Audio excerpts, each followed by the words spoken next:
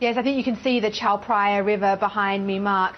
It reached high tide at just after 9 o'clock local time this morning, and as you saw just then in my report, it overflowed.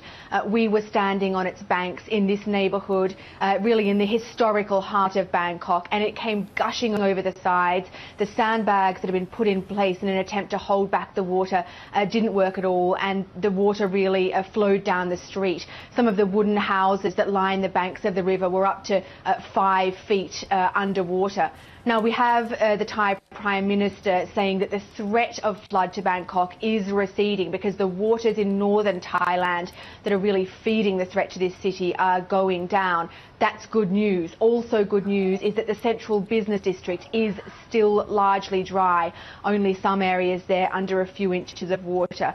But parts of northern Bangkok are still under 2 meters of water. We just heard that another neighbourhood has been told to evacuate. 60,000 people have been told to leave their homes. On top of that, the emergency group that's been set up by the government to manage this disaster is still saying that the worst case scenario here in Bangkok is that inner Bangkok will be under 1 metre of water, and it could take up to a month for that water to recede. They just announced that they're putting on 3,000 buses to let people who want to get out of the city get out.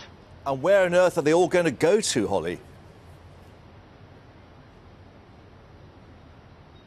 Well, they've set up some refugee centres. There are already around 10,000 people living in those refugee centres, but they're facing problems of their own.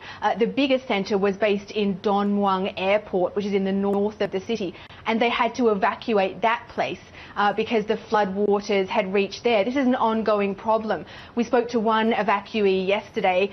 She said that she was moving on for the 3rd time. These are the worst floods that Thailand has experienced in nearly 60 years, and they really are testing the resources of this country.